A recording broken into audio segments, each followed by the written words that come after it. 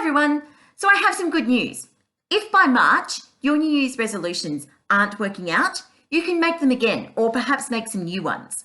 Because on March 20th, it is Persian New Year.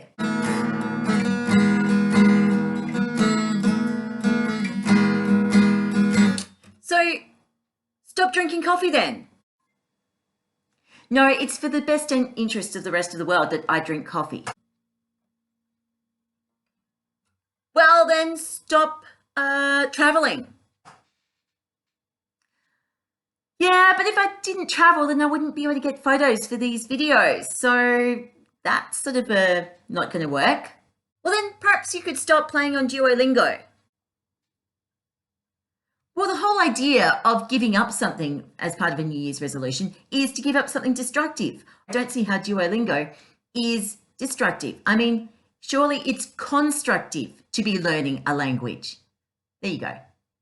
Raw film.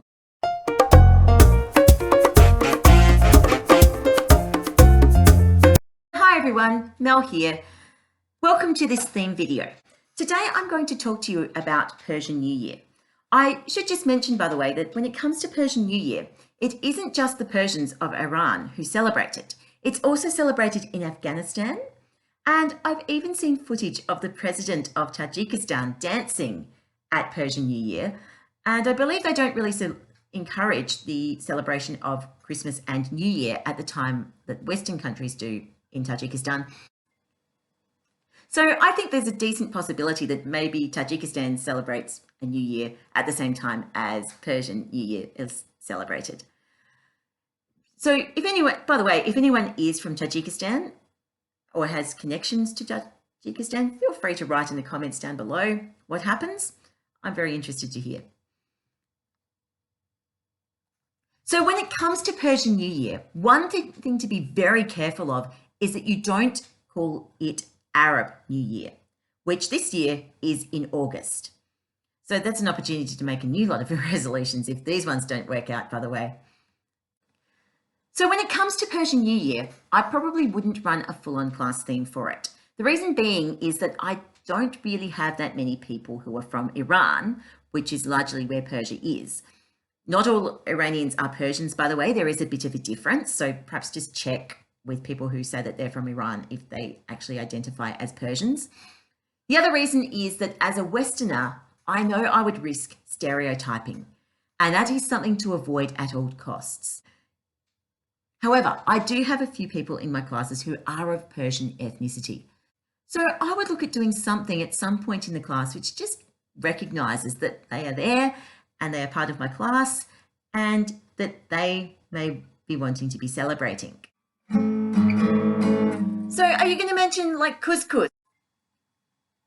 Well, I could, but couscous is the national dish of Morocco,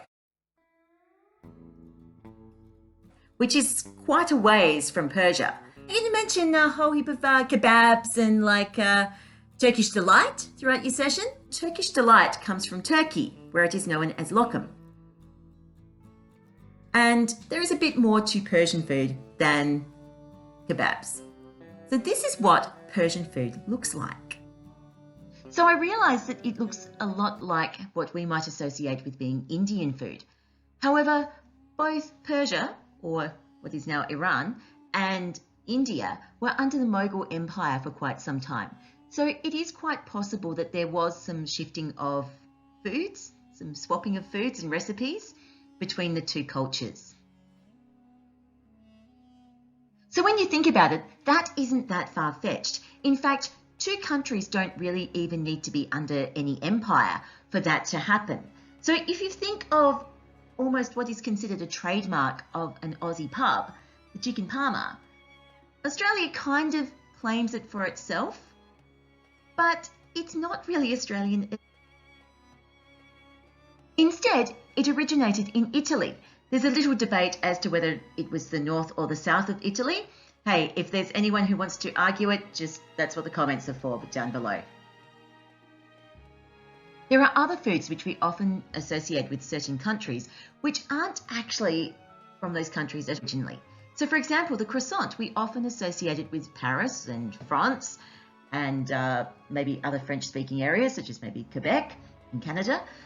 However, the croissant did not originate in Paris or France. The croissant originated in Vienna, which is a little ways east of Paris and France. It was brought to Paris by a certain lady named Maria Antonio, who married the man who would become the King of France, King Louis XVI. By the way, he sent a proxy to the wedding. Maria Antonio, she married the man who would become the King of France, and when she moved across to Paris, she brought croissants with her. She also had a name change. Her name became Marie Antoinette. Yes, that's the lady who we think said, "Let them eat cake." Actually, historians pretty much agree that she probably didn't say it. She certainly didn't coin the saying. So you can see how a food can get associated with somewhere totally different to where it originally came from. So how is Persian New Year celebrated? The New Year is announced on the 21st of March, which is the spring equinox. And then for 13 days, there are festivities. The last day is called Sizda Beda, which means getting rid of the omen of the 13th day. And that is the day when Persian people go out for picnics in the countryside, perhaps with family and friends. They enjoy traditional foods, music, dancing, games and sports.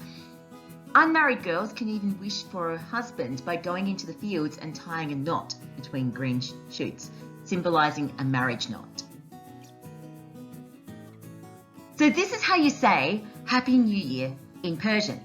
Oh, oops, it's in the Arabic abjad as opposed to the Roman letter in which we generally read English in. So when it comes to Persian and Arabic, there is quite a difference between the two languages. Yes, they use pretty much the same writing system, but Persian has a few additions to it to represent sounds which are found in Persian, or Farsi as it's otherwise called, which aren't found in Arabic. However, Arabic and Persian are a long way from each other. So yes, there are some loan words between the languages, but loan words don't determine whether a language is related to another language or not. So in the case of Farsi, Farsi is actually more related to English distantly than it is to Arabic. Arabic is an Afro-Semitic language. It's related to Hebrew and ancient Aramaic and a number of other languages, whereas Farsi or Persian, depending on how you want to call it, is distantly related to English. It's also related to ancient Sanskrit. It's distantly related to Spanish and to German because it's part of the Indo-European language family. So the way that you say New Year in Persian is Nowruz. The word for happy in Persian is koshal. So very simply, the way to say Happy New Year in Persian would be to say Koshal Nowruz. However, I am told that just saying Happy Nowruz will make a Persian happy at New Year. So the biggest take-home message is that there are a lot of different people groups in the Middle East, and even though they may appear to be the same on the surface, there is a big lot of difference between each of them. So really important that you aren't assuming that someone who is Persian is an Arab, and vice versa. So I should also mention that along with being Persian New Year, it is also Sikh New Year around this time of year too. So if any Sikhs are watching, feel free to write how you celebrate your New Year in the comments down below. So I hope that's helped you with some ideas as to how you might be able to connect with your patrons who might be celebrating Persian New Year. Stay tuned, stay classy, and I will see you in the next video. Bye!